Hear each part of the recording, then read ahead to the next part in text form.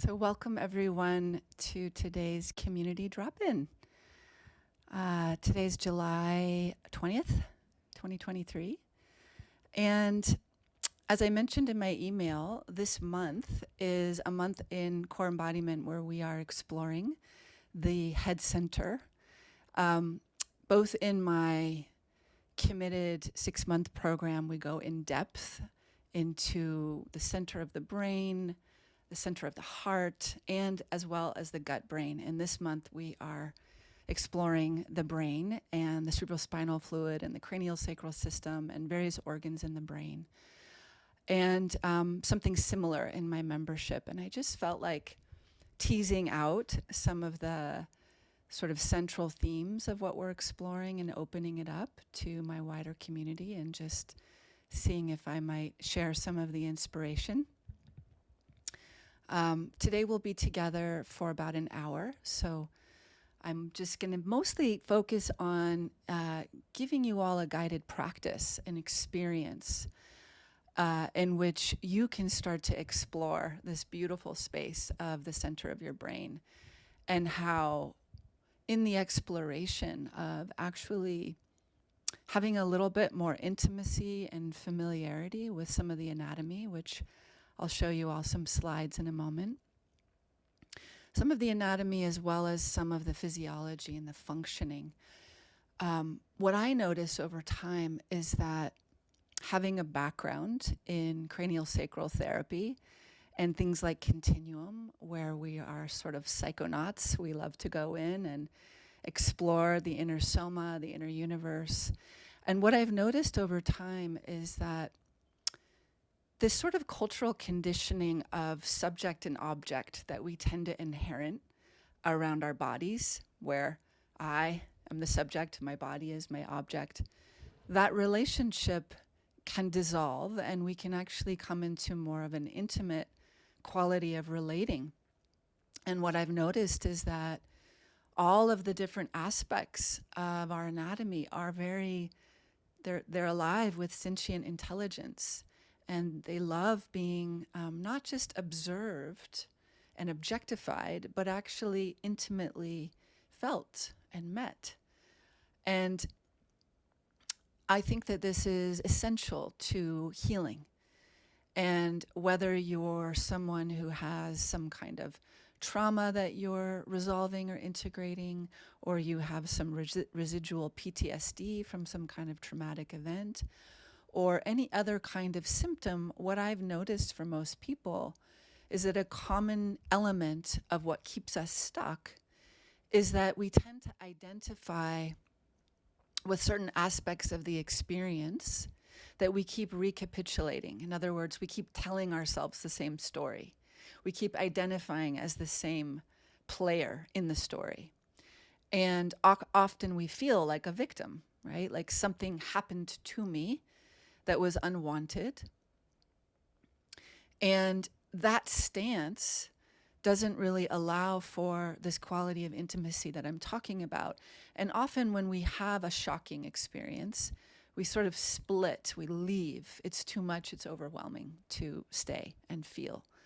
And so that process of deeply integrating through staying and developing a more intimate rapport with ourselves, particularly in that part of our anatomy that our emotional body and our breath locked onto, is exactly the place where we need to bring our presence again, and our breath again, and our love, our warmth, our presence again. Anybody kind of just tracking, relating a bit with what I'm saying so far? A little bit. Okay.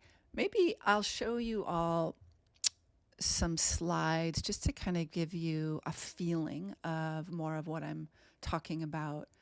But essentially, before I do that, what I want to open up today, again, for those of you just coming on, is I want to give you a practice, an experiential practice, where in a way we can reignite our fluid system. And what I mean by that is that we are largely comprised of fluid, right? Water. the fluid that encloses our brain, our cranium, our spinal cord, it's called cerebrospinal fluid. And then there's interstitial fluid that's happening between the different organs and systems. Then there's this liquid ground substance, sometimes called connective tissue, that's connecting everything, that is essentially also fluid. All of these fluids come together into this kind of sea of fluid that is designed to keep our organs nourished, to allow us to detoxify. It's supporting us in the case of our brain. The cerebrospinal fluid is supporting our brain basically to float, to be nourished and to be protected. So my definition of health, in a way, is communication.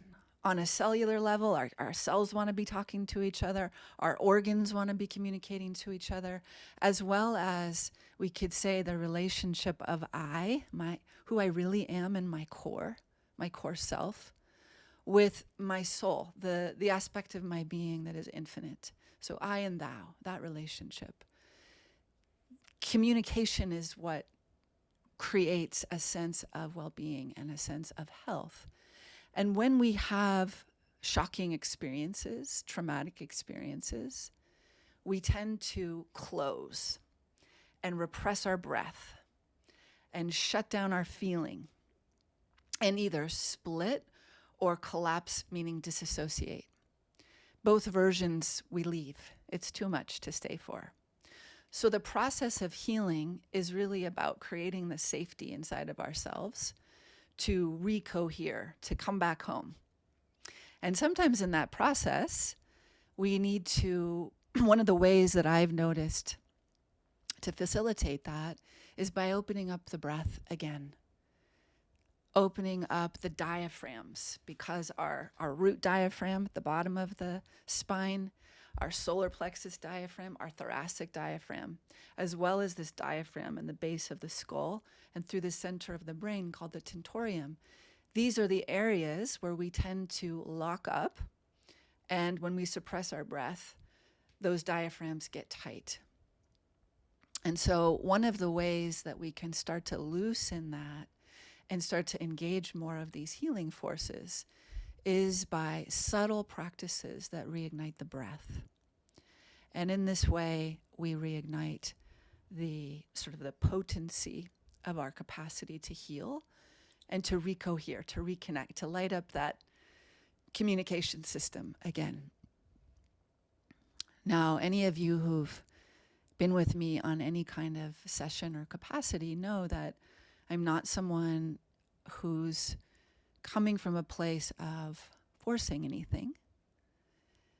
I have a deep trust in our innate capacity to self-heal and self-correct. And I think the subtler sometimes, the better, because our systems are very sensitive and they're designed to be that way. So what I'd like to offer you all today is actually a very subtle practice, but powerful practice in terms of opening up the fluid system through opening up the breath. And we'll see where it goes. Let me just pull up some slides to give you all a little bit more orientation before we dive into this.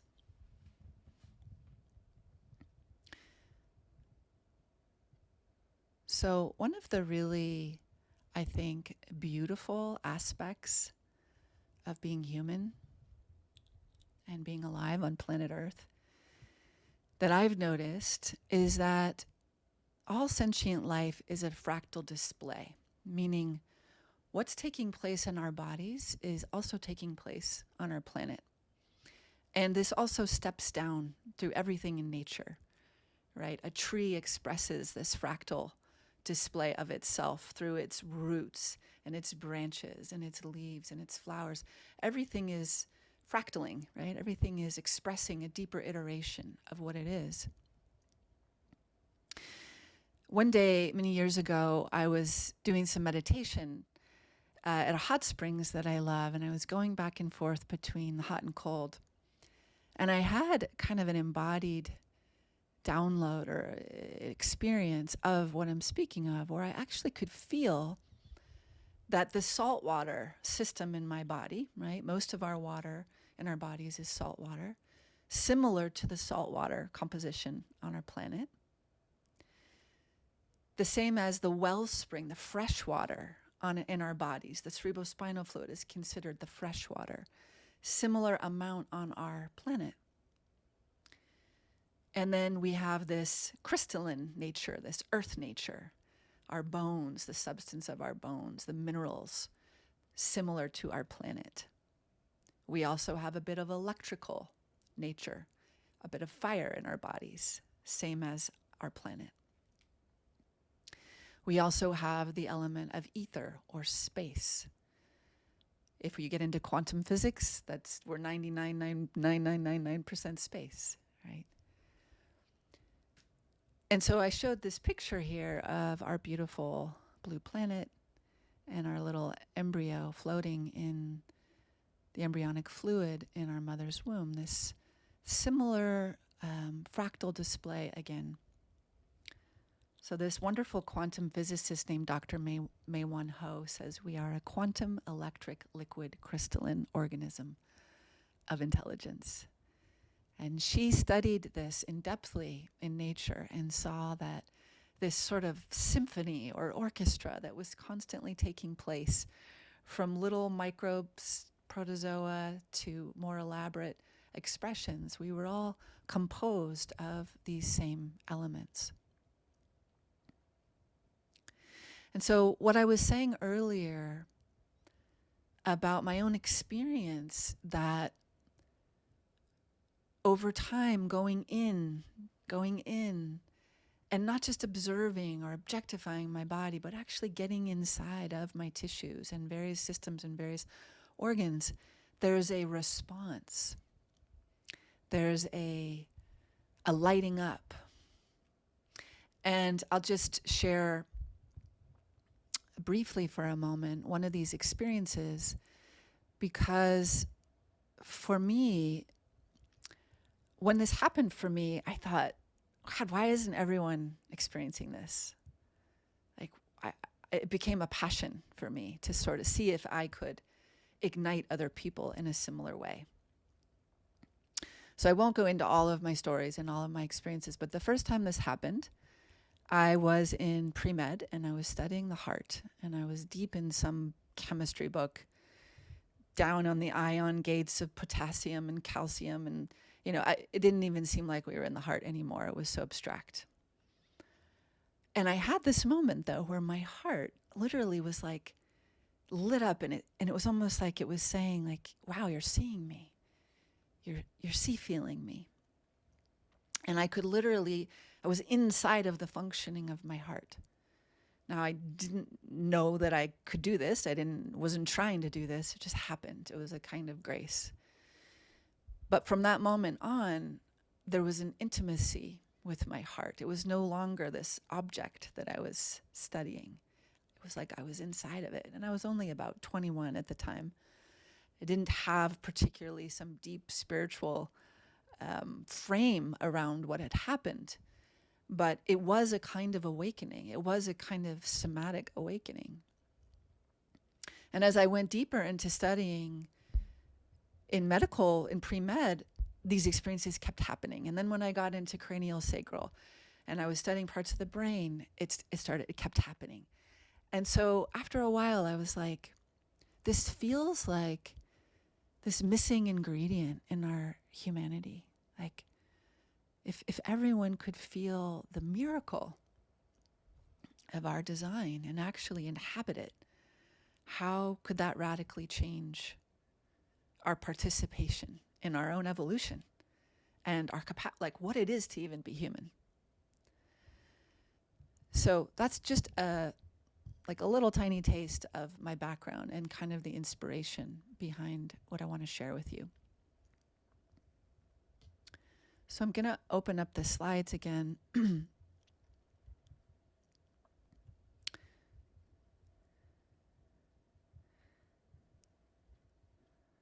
So I want to just briefly make sure everybody's muted.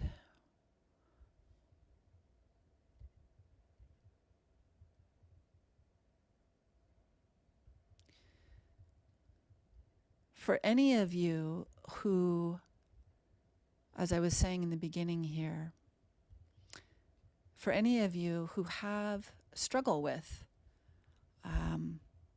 some experience of something that doesn't quite resolve for you, whether it's circumstantial, whether it's physical, whether it's relational, whether it's financial, emotional, it really doesn't matter. I want to just offer this possibility that what keeps us stuck is that, in a way, we keep recapitulating the past. We keep creating the same thing, and so it keeps expressing as our outer life. So in neuroscience, there's this saying called the thinking and feeling loop. Neurons that fire together wire together. And basically, this just means that the more you run neural circuits in your brain, the stronger the circuit becomes.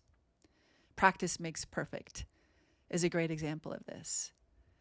So this isn't all, quote, negative. Some of this is very positive, and I don't even think of it as negative positive. It's just a fact. This is how this works.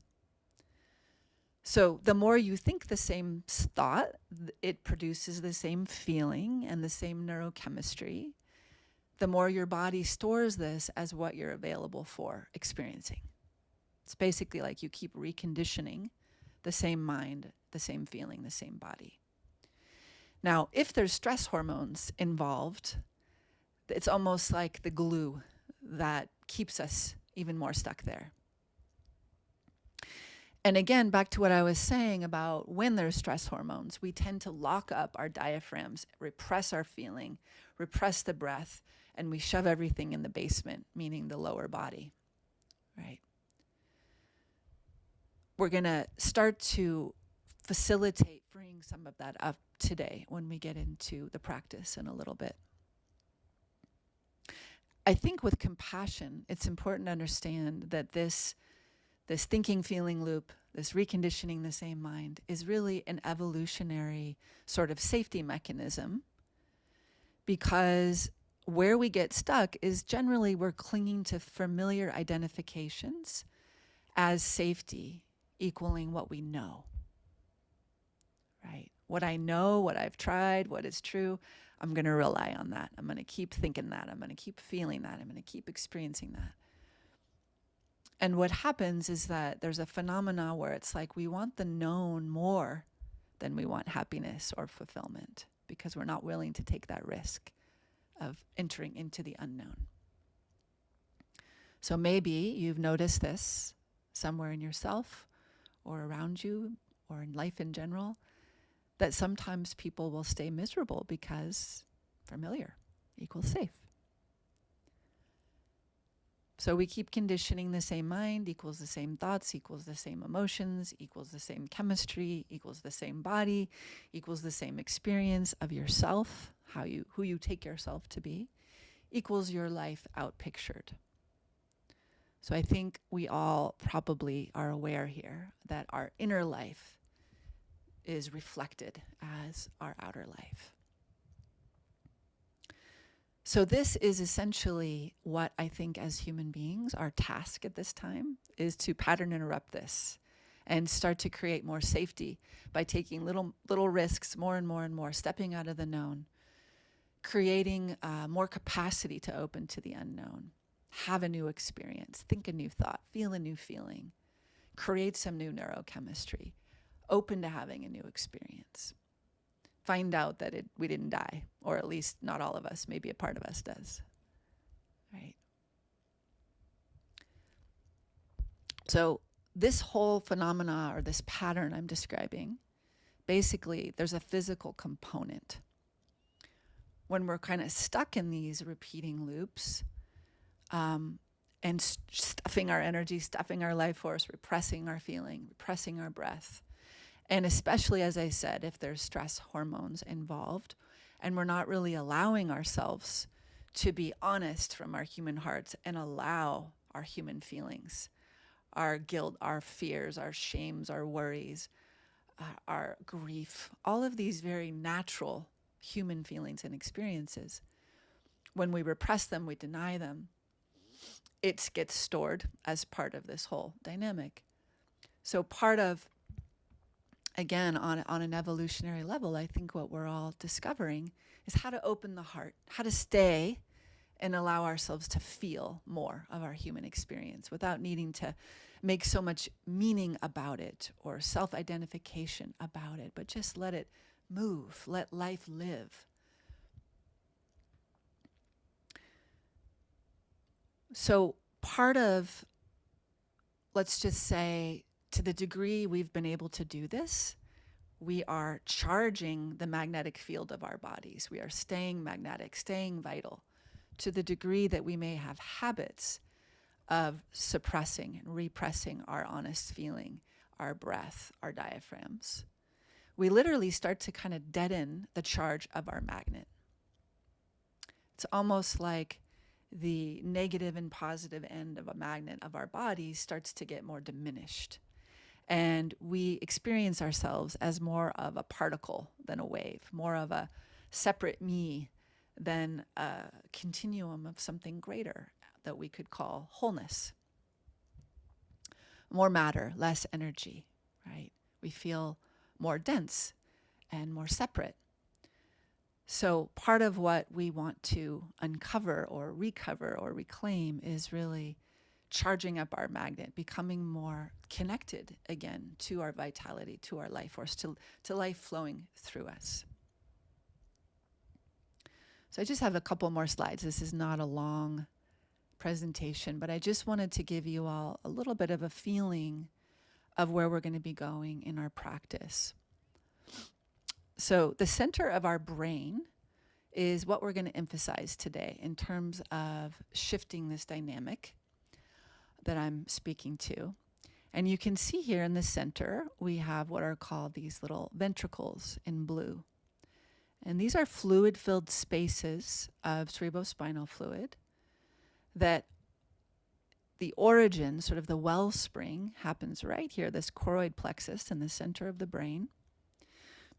And then this fluid wraps around the brain itself, and it also extends down the spinal cord, again, protecting, nourishing, cushioning the brain and the spinal cord. Also, this fluid is filled with nutrients that are nourishing the brain and the spinal cord.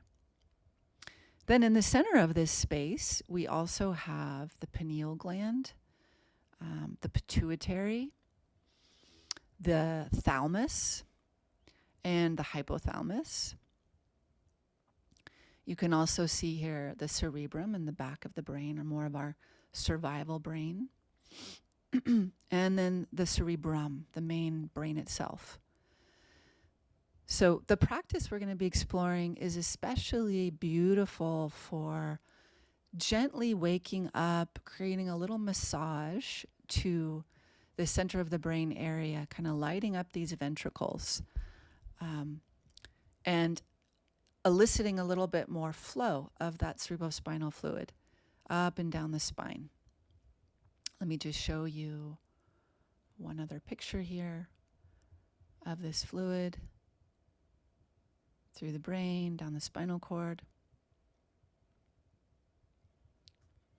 This area of the brain is sometimes called the Crystal Palace or the Cave of Brahman. Different traditions, and especially the sort of inner mystical traditions, the Taoists, the Hindus, the Buddhists, the Egyptians, recognize this as being one of the core seats, if you will, of the soul, one of the main areas in which we are designed to be seated. And so in my work, we emphasize this space for that reason, and also the heart itself and the gut brain, these three centers. Developmentally, we organized around as embryos. We grew around these centers. And so for me, the more that we can reclaim these centers, find ourselves here again, the more we can experience greater health, vitality, interconnection. Here's another photo of this ventricle and this interior space of the brain. Sometimes people refer to this as the wings of a bird. So in the practice I'm about to take us into here, we're going to explore what I call embryonic breathing. It's the way we breathed when we were little embryos, the breath that literally supported our development. And this breath is still occurring in our bodies in more of our healthy, natural breath, biological breath state. And this breath is designed to support the movement, the flow of the cerebrospinal fluid. When we sit too much, when we don't allow our bodies to detoxify and we get more stagnant, this fluid can get more stagnant and it can actually create some issues, some health issues for us. So it's important to keep it moving. And again, it's like the wellspring of the body. It's designed to support detoxification and regeneration of our brain itself. So I'm going to just describe this movement of inhalation and exhalation, I think by bringing you all back up so I can see you.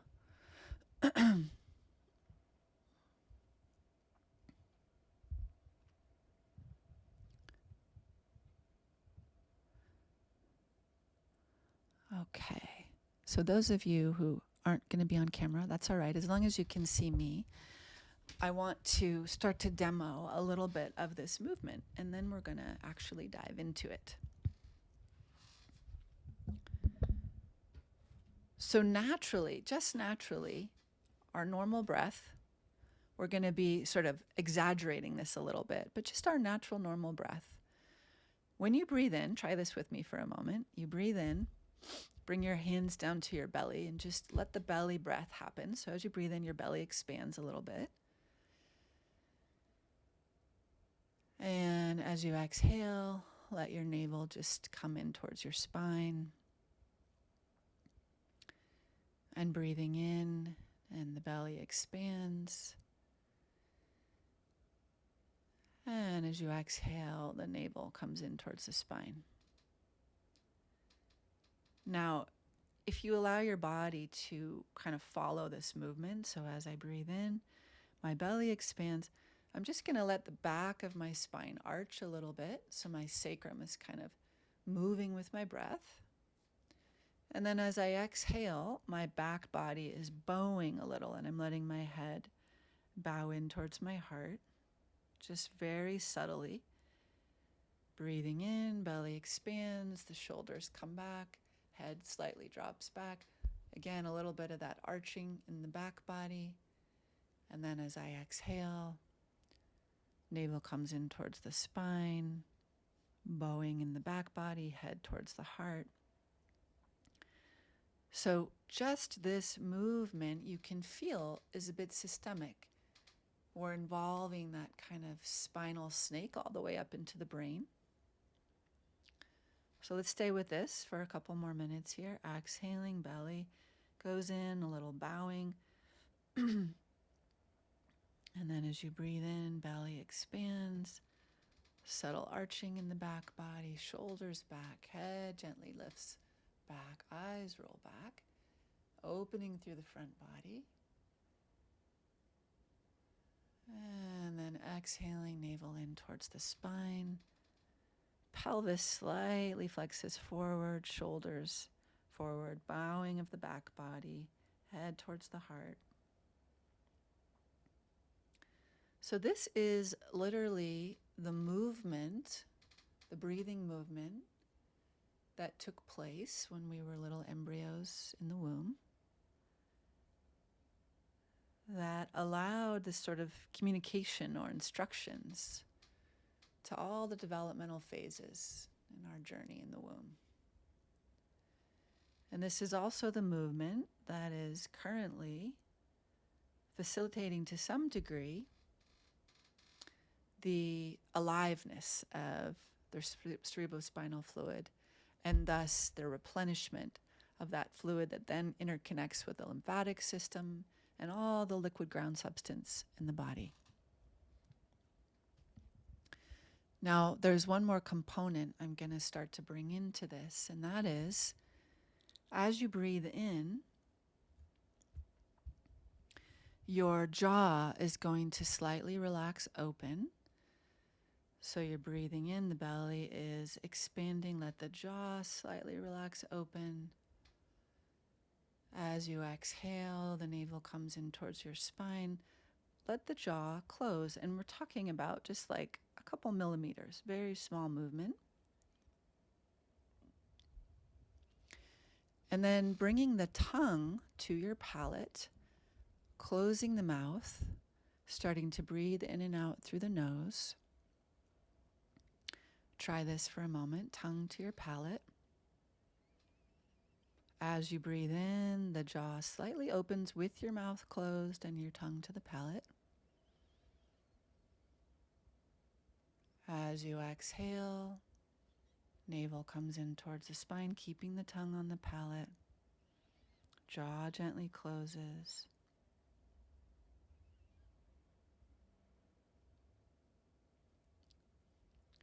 So we're going to start to enter into this now. And essentially, we're going to be opening up the space inside the cranium, this relationship of the tongue on the palate, gentle moving of the opening and closing of the jaw, subtle movement in the spine. Being with this breath is one very powerful way to start to, in a sense, recohere, bring ourselves fully here. So if you haven't already, I invite you to bring your hands to your belly. Make some nice contact there.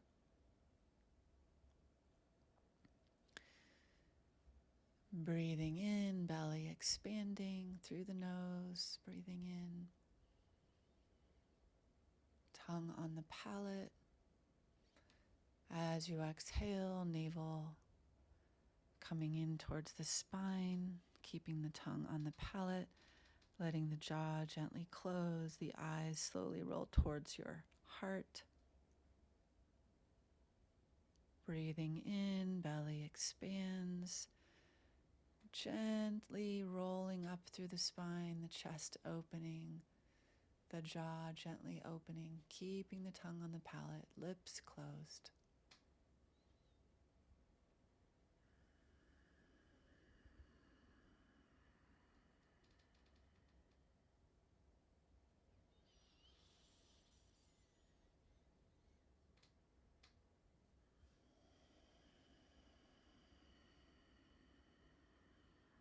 You might start to feel and hear the subtle sound of your breath filling as you allow the belly to expand. Nice, flat, gentle, relaxed contact of the tongue on the palate, behind the teeth.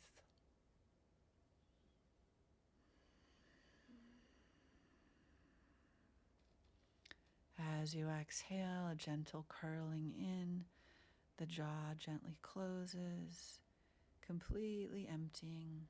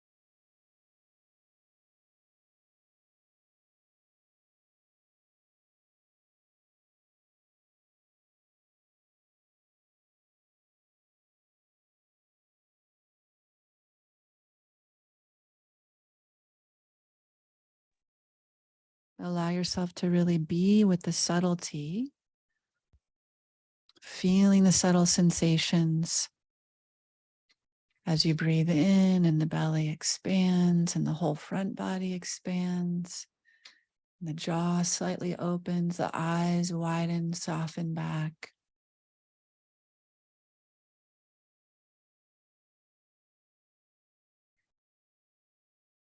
And exhaling, everything curling in, letting go. Jaw gently closing, keeping that seal of the lips closed, tongue on the palate, curling in, letting go of any excess tension. The bottom of the out breath, just slowly allowing the spine to unfurl, filling and filling and filling from below.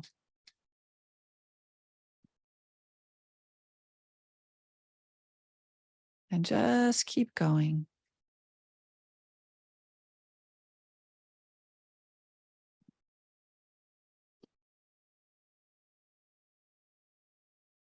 Staying deeply intimate with the subtle sensations, almost like a fluid quality unwinding through the core from your tail all the way to the crown of the head.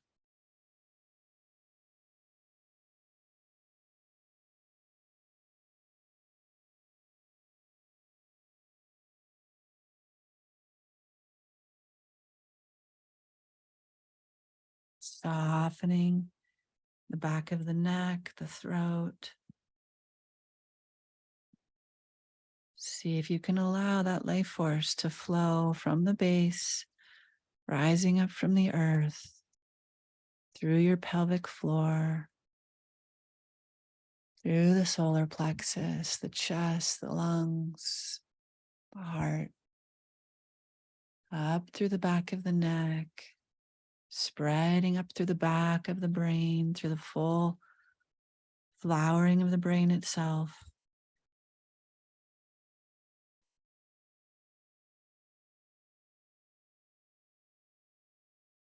Gently, gently massaging the breath through any of those little sticky areas inside of you, not forcing anything.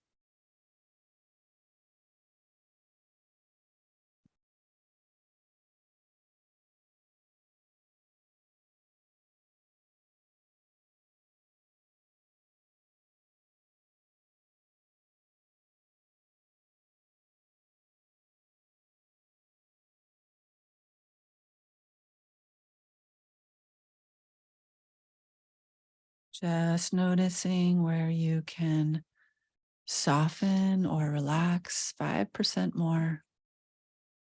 Any subtle gripping or tension in your body, just yielding into gravity.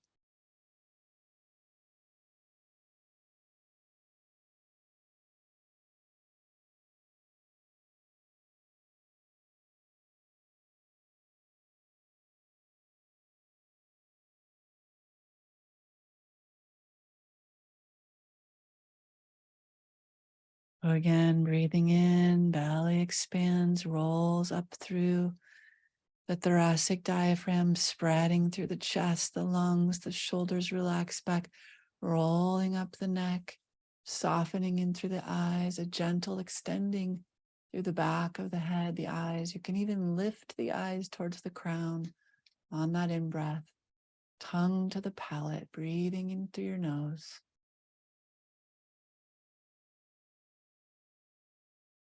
Top of that in-breath. When it's time to exhale, slowly allowing the navel to come in from the spine, letting go, the head gently rolls forward, eyes roll to the heart, the jaw slowly closes.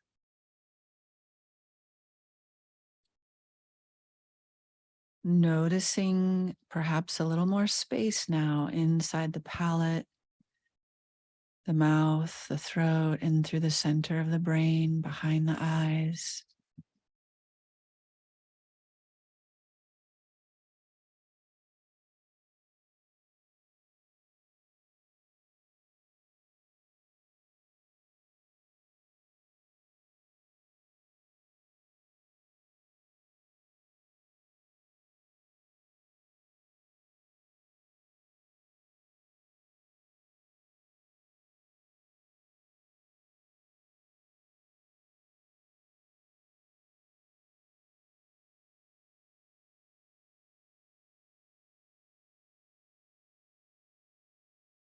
Inviting any little sticky, stuck places around the brainstem, back of the neck, cerebrum to soften, to detox, to let go.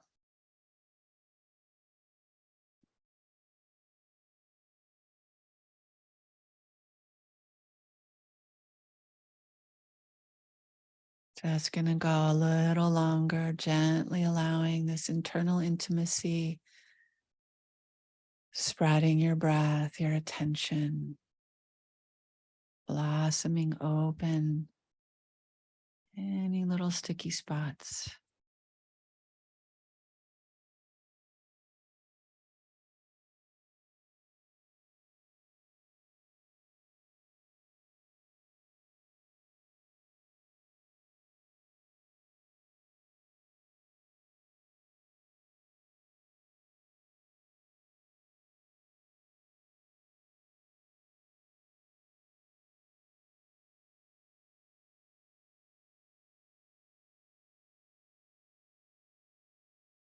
Very gentle with so much kindness.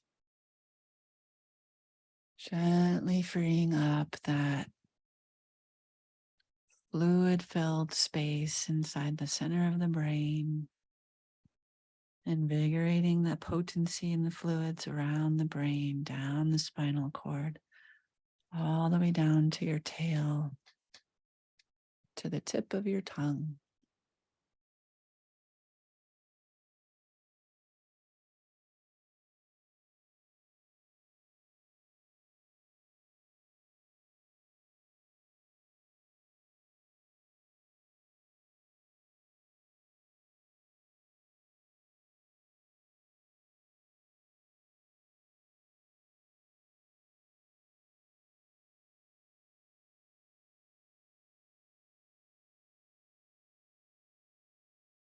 Great. And just allowing any new spaces opening through your core to just start to spread out through your cranium, your skull bones, your face, down the sides of the neck, the shoulders, the limbs, down through your torso, through your pelvis, your legs, out your ankles, palms of the feet, the toes. Gently allowing this spreading wave-like motion throughout your entire body.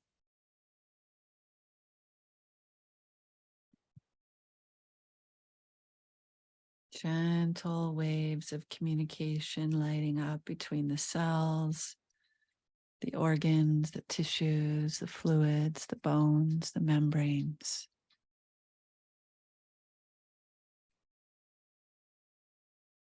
If you want to increase this, just explore where you can bow in, curl in, empty out a little bit more.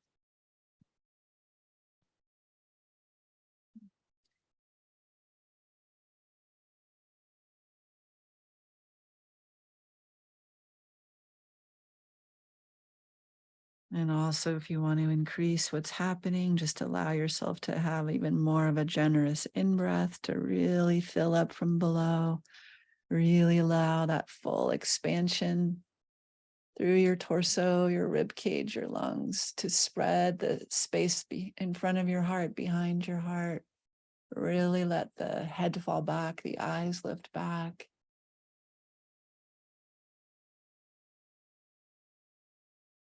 Bringing in even more oxygen.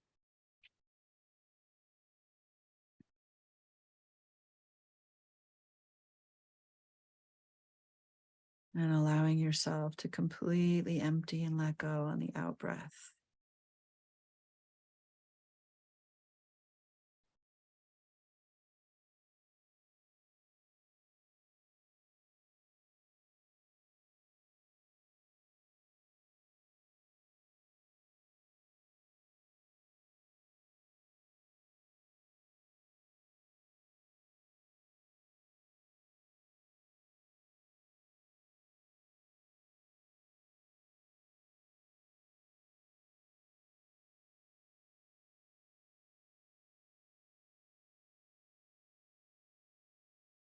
Beautiful. So we're going to start to allow the movement to slow down, to slowly, slowly start to come to more of a pause.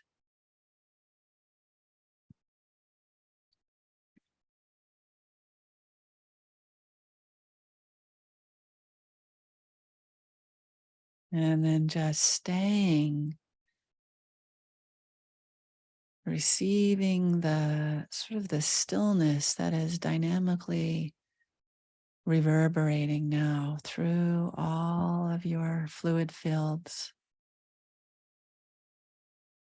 Taking a moment just to be with your natural breath can relax the tongue, relax the jaw, relax the mouth, relax the eyes, relax the belly, relax the root of the body,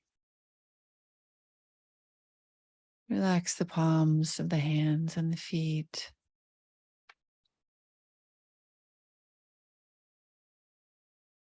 Relax the very top of the head, the crown of the head.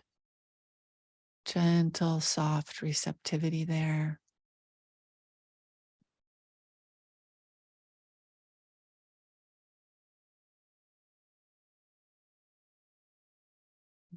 And if you're a person who likes to visualize, just kind of visualize with your inner eye. Your entire body mind is like a chalice or an open cup or a bowl. And just simply in this repose, this posture of receptivity, opening to receive from above any subtle sense of blessings flowing down from above, in through the crown of the head, into the brain, through your nervous system, down your spine, filling up with more of you.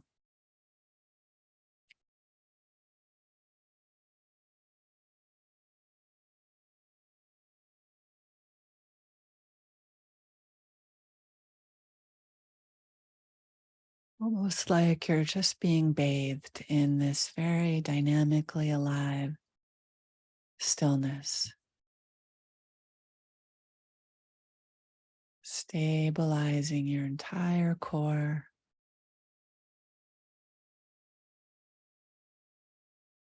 spreading out through all your tissues.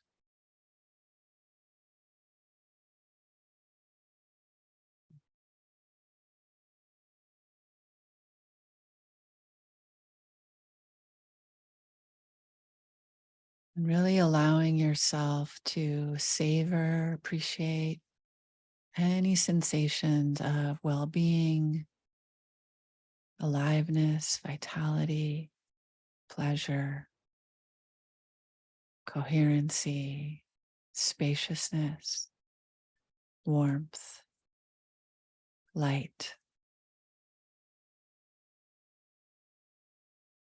Like you're breathing in, sipping in breaths to receive more of these qualities.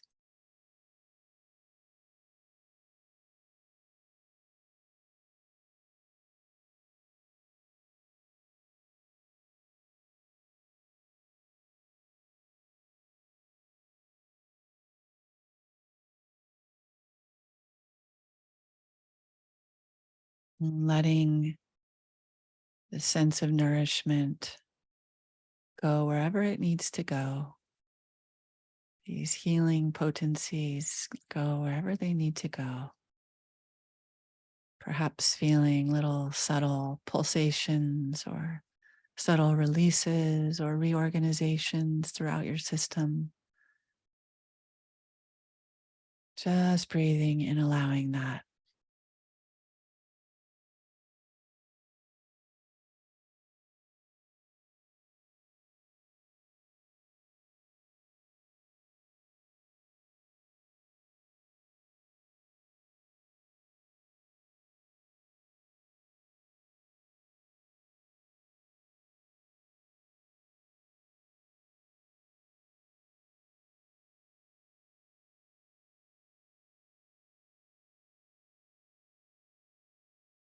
And let's just bring a hand to the lower belly again and a hand to the heart.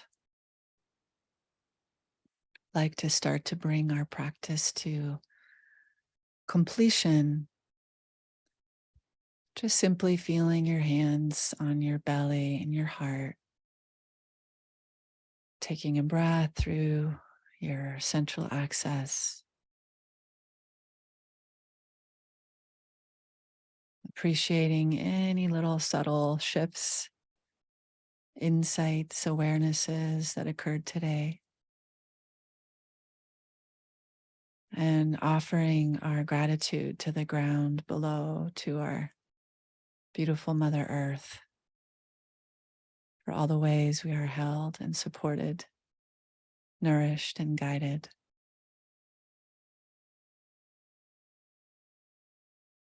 Gratitude from your heart to your deep self, core of who you are.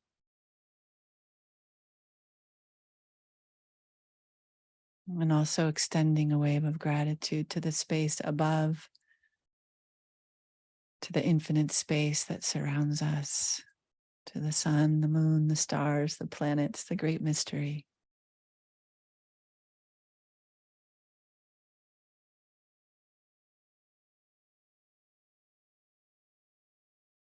Gratitude for this opportunity to be here, to be who we are.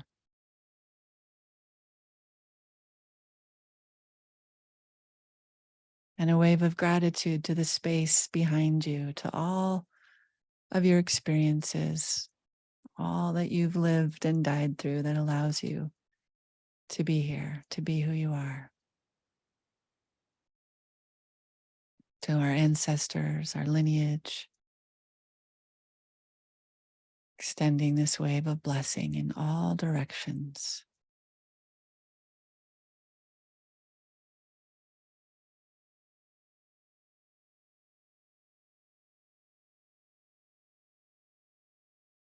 And if you like, just bringing the hands together at the heart, little prayer mudra, just bowing into this field. Thank you to all of you for showing up and sharing in this intimate way, really, even though we're not even seeing each other or we haven't spoken or shared names or stories, sharing in the intimacy of our own subtle core space together. And if you like, just rubbing the hands together, generating a little heat, bringing some touch just to start to awaken your body, bringing yourself back to this space here and now. Do you feel like stretching a little?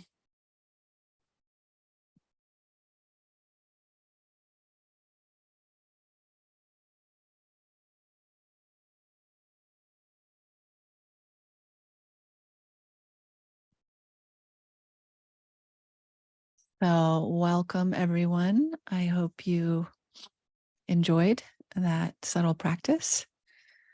We have a couple minutes if you'd like to come on camera, and if there's anything anyone wants to share or some brief questions, I'm happy to take like 10 minutes right now for anybody that would like that.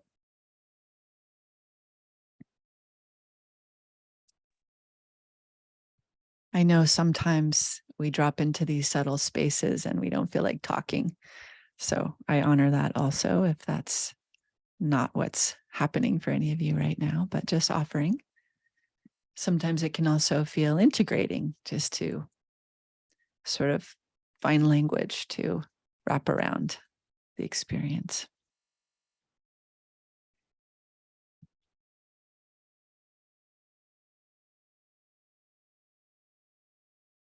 I can share a sensation that happened in the base of my skull, and perhaps inside there was a soft cracking and popping. It felt like there was some release going on in deep places. It was very pleasant. Mm-hmm. that was quite early in the process. Mm-hmm. So the rest of the experience felt like going deeper and deeper into this movement or pulse Mm-hmm. of the breath. Very, very nice experience. Mm. Thank you. Mm-hmm. Thank you, Catherine, or Anne, Catherine. Thank you for sharing that. Yes, I find that often early on, a lot starts to happen, and then yes, it just keeps going deeper. And if we kept going, it would probably keep going deeper. So please, explore in your own way as you like. This is Wesley. After a very long and challenging day, your vocal guidance through the process. As I'm sure you know, your voice is soothing, and that's more than half of the whole process as we step through and in. And I also noticed that you have, I assume it's a Madonna, but it could be some other saint. It looks like a female in the back on your, and I'm a clergyman and also a neuroscientist, but I have a strong faith background, and I'm guessing you do too. So I'm also struck, by that as well in a wonderful way in your orchids. So very, very soothing process, and much appreciated anytime, and particularly at this juncture after this day. Thank you so much for speaking up, Wesley. I don't believe we've met before, so I don't believe so. thank you for showing up today. What a pleasure. And Mutual. yeah, nice to meet you, even though I can't see you. Nice to meet your voice and your presence. Yes. I'm glad it was supportive for your day. Indeed. Much appreciation. Thank you. Thank you. Yeah, this painting back here was my grandma's, and it was in the house where I was conceived, and it was sort of a part of my childhood, and really special for me to inherit. And I live in Maui now, and I didn't bring so many things from California where I grew up, but this was one of the pieces I just wanted to have with me. And if you look up close at the painting, it has all these little like golden stars that she's bowing into, and to me they look like little beings, like they're alive. It's a very unique painting. So thank you for noticing that. Yeah. Can't see the detail, obviously, but yeah, it's a lovely icon. Yes. And it's nice you made it across. So it made it across with you over to Maui. Yes. But that would be at home anywhere. Exactly. I have a few icons too, like something like that. Yeah. Beautiful. Yeah. Nice touchstones. Yes. Mm-hmm. Yes.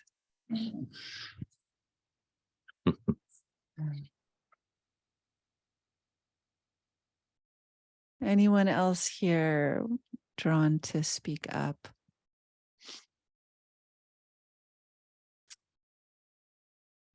Or you're also welcome to write something in the chat if that appeals to you, or not.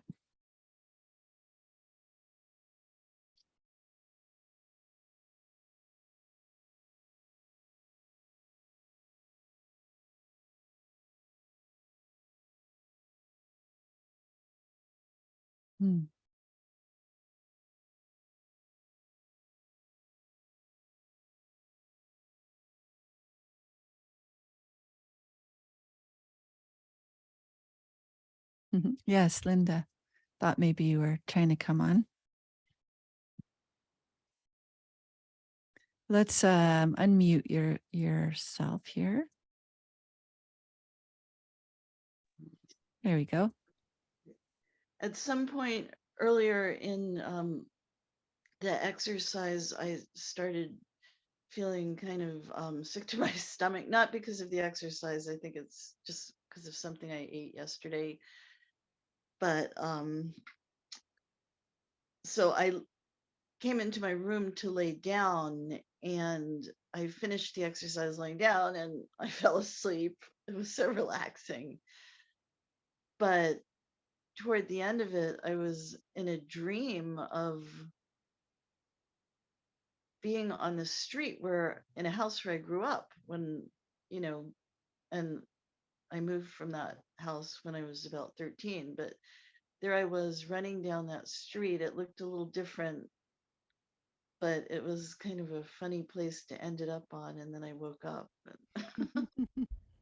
But this is my first time with you, and I'm not even sure how we connected, or I don't remember what it might have been a Facebook post, Okay. but I definitely want to learn more about what you do and continue, because that was amazing. And I love how you do that intersection of the somatics with the consciousness and all of that stuff. It was just wonderful. So thank Mm, you. lovely to meet you, Linda, and thank you for finding your way here. I'm Yeah, glad you enjoyed, even in a half awake dream state, you know, like a lot can happen there too. yeah, it was interesting. I love the subtle awareness that happened doing that. I did feel a sense at one point of more spaciousness inside of my head, and Mm-hmm. I normally don't notice much going on in there except for the usual, but that somatic sense was really, really good. I want to Mm, explore that more. beautiful. Yes. I imagine you're on my email list because you had the Zoom link. So um, happy to, reach out anytime, and I will keep sending invites to things. So um, Yeah, you are welcome anytime. yeah. And, I will send this recording. So if you feel like doing it again in the parts where you were asleep or, in a more seated fashion, um, for me, I find it just always works. It just always is powerful and yet subtle, but powerful. Um, Even more than, I think sometimes when we feel density or we feel like we're out of alignment, we want to go see a chiropractor or something, and there's a place for that. But it's really powerful to recognize we have this innate healing capacity just with our own breath and our own presence and our own touch and directing our attention inside. We give our attention away so much all the time to so many things, right? So the power of bringing our attention back to ourselves in and of itself is a healing space. And especially when our attention is in this more relaxed, open, kind fashion, right? We're not bringing critical attention, but this capacity of ours that's more of our true nature, which is just kindness itself, curiosity itself, warmth itself.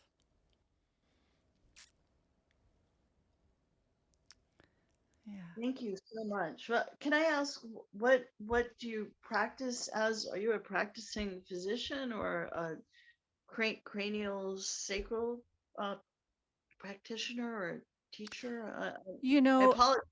I yeah. don't know. No, it's fine. Thank you for the question.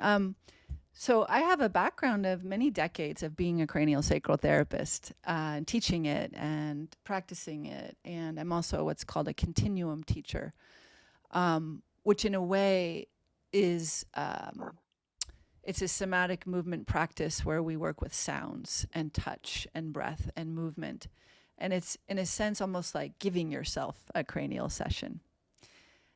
They work the two bodies of work go very much together. And over the years, I developed my own synthesis, and that's what core embodiment is. It's a synthesis of those bodies of work, in addition to just deep study of yoga and different Egyptian practices and Taoist practices, and sort of the meeting place of these various maps that I feel all kind of land in the same terrain. And the main emphasis I focus on are these three brains: your gut brain, your heart brain, your head brain. And in my core container, I teach you a practice that's actually opening up through those three brain centers.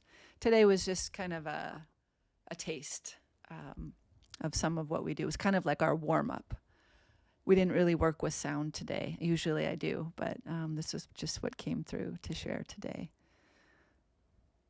Very awesome and impressive. I definitely want more. Okay, great. Well, let's play some more. When you say sound, I mean, there's so many modalities. I'm thinking you use some bowls or bells. Well, Do you use, actually, no, or just actually, tones? yeah, I'm So actually many. speaking to our own capacity to tone particular Mm-hmm. sound frequencies. And Mm-hmm.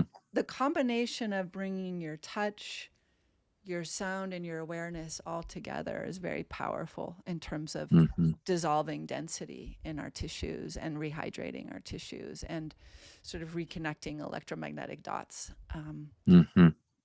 You know, I Yeah, do appreciate bowls and all of that, but I find yeah. our own vibration is the most Mm-hmm. powerful.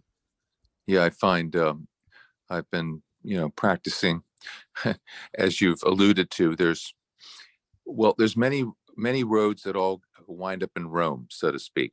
Many paths, and they, synergistically, with experience and guidance, mostly experience, they arrive at a good place. But yeah, I find in some of my qigong work, the internal sounds, creating sounds, singing, creating tones is really, really helpful. Just, helps to open up the whole, opens up the being, that a lot of us are, we're, speech is the sounds we make. And once in a while, we make a nonverbal sound, but there's so many wonderful sounds that we can create that can express our internal state and be a bridge to express and to also build to get somewhere. It's very interesting. It's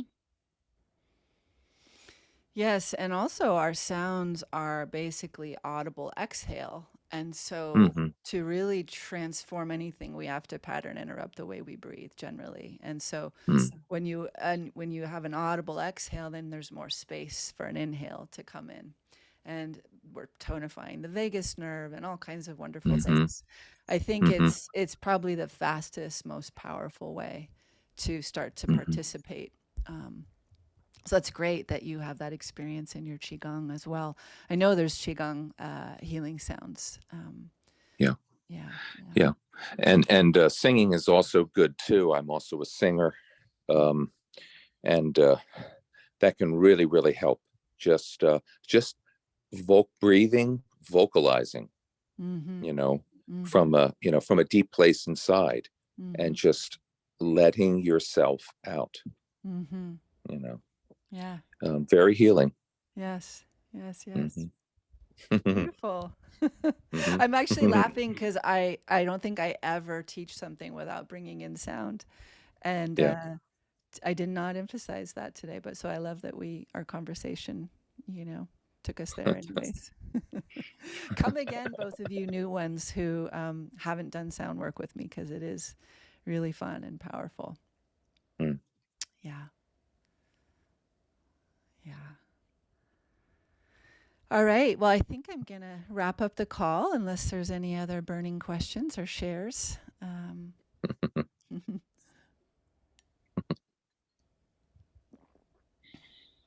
What time is it in Maui? It's Are you it's almost, let's see, it's almost mid-afternoon? 7 in California. It's about 3:30, almost 4 o'clock. Yeah. Yeah. I'm in New Jersey, so I'm on the other side. You're on the Okay. island, Yes. and I'm east. Yeah, you're A 6 few time hours. zones. That's right. Well, yes, good night to some of you. We've got Anne in the middle of the night in Europe somewhere. Oh, The sun is starting to The rise. sun is starting to rise. wow. Ay, ay, ay. I'm very curious about the results with the trauma, CPTSD. I have a sense that it could be very helpful for that. You mentioned a little bit, but Mhm. do you have experiences with yeah, profound healing of those issues? Yes, I mean, That- most of my work is working with trauma, with people who, maybe have done all kinds of different therapies and they still feel stuck. And so, it's a much larger exploration and journey, and it's so unique for each person. But for some people, they're very responsive to, as I was saying earlier, getting out of the head, getting out of the way we objectify ourselves, our bodies, and starting to learn how to participate with actually intimately meeting oneself on the inside. So we're shifting the inner climate of literally how we treat ourselves, because so often when you have a traumatic experience, it's not so much what happened, but it's how you internalize it and the identifications around it, the meaning making, right? So this work is great for pattern interrupting exactly at those junctures and starting to give you a new experience of what you are and who you are. And what I see is that over time, just like I was showing in the slide, those thinking and feeling loops that keep recapitulating the old story, we can also shift that and start to create a new story, new neural networks, new nervous system tone, new experience of our felt sense, of our tissues and inhabiting our bodies. And all of that starts to shift the identification of who we take ourselves to be. So we don't have to be any longer that person who was, quote, traumatized or who has a diagnosis of any kind. But it takes having a new experience enough again and again, I think, in what I've seen in my experience, to rewrite the old story. And for some people, that can happen really fast, and for other people, it takes a while. But I think, things like PTSD or attention deficit disorder or any of the, really popular diagnoses these days, the thing that keeps us locked in is we keep identifying with the same thoughts, the same feelings, the same sensations, the same reactions in our environment. And so it keeps us stuck in it. Mhm. We're So, creatures of habit. Yeah. yes, To say the least. Yeah. yes, You know, yes. since we're, since probably in utero and certainly after we come out. Yeah. Uh, absolutely. And to, as it were, to lay in new networks and, uh, you know, rewire. I mean, I'm a applied clinical neuroscientist, and to weave in that a new matrix, but Mhm. always, carefully building on, adding in, subtracting to lay in new groundwork, so to speak, Mhm.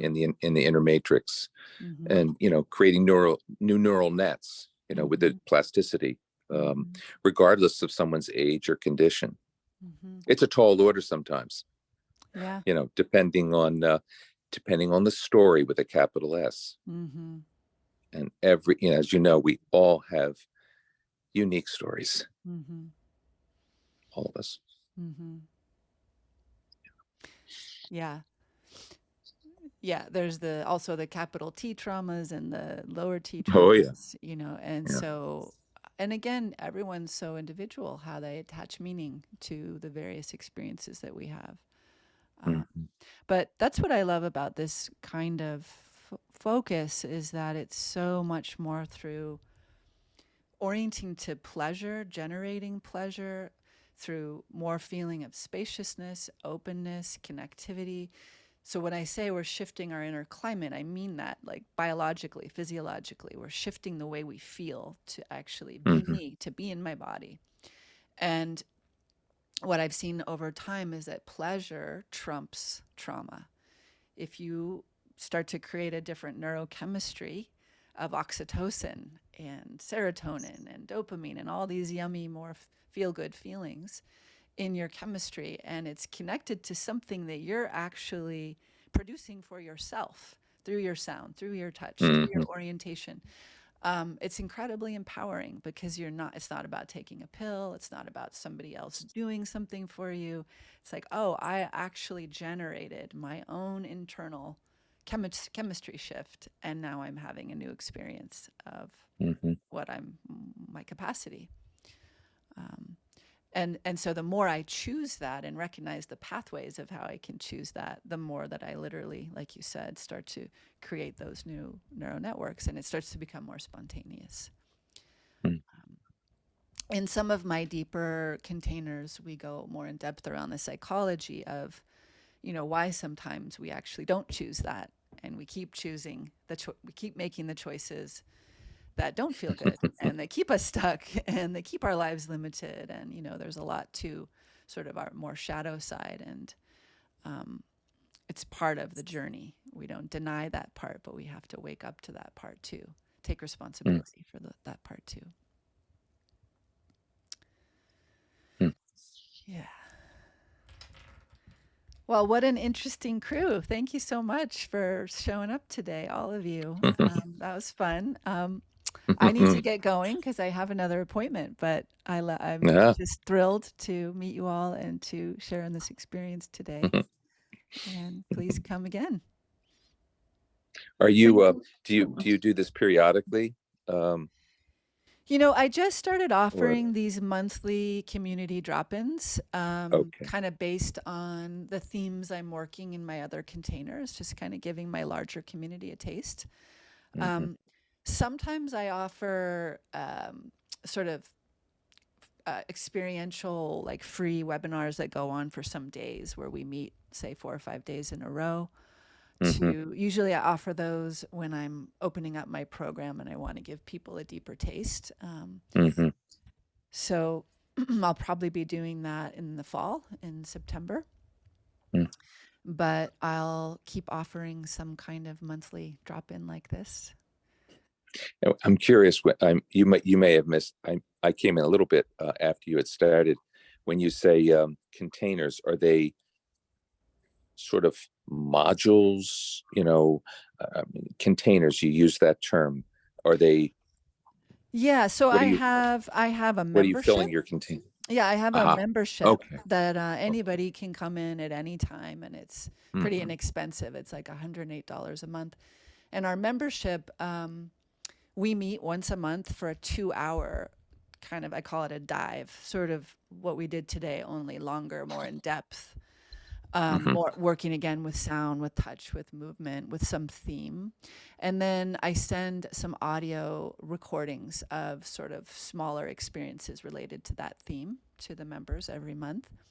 And then I have a 6-month program that's more in depth. It's a core embodiment foundation training where I actually teach my core practice. And we go through a sort of a reclamation of our developmental journey and our developmental needs. And so it's kind of a meeting of psycho-spiritual and somatic practices all coming together.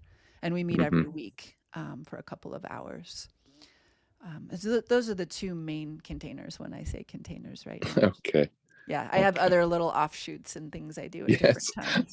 But those I ones can are kind imagine. of always rolling along. And That's the core containers, so to yeah, speak. yeah, yeah. Yeah.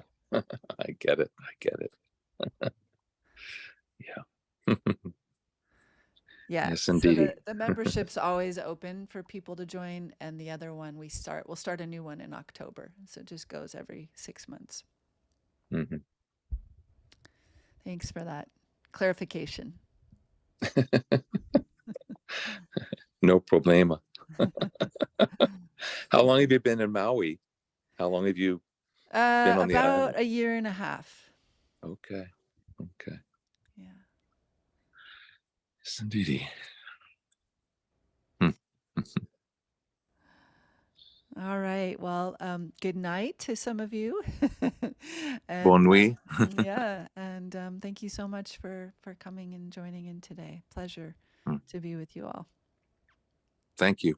Okay. All right. Be well. Mhm.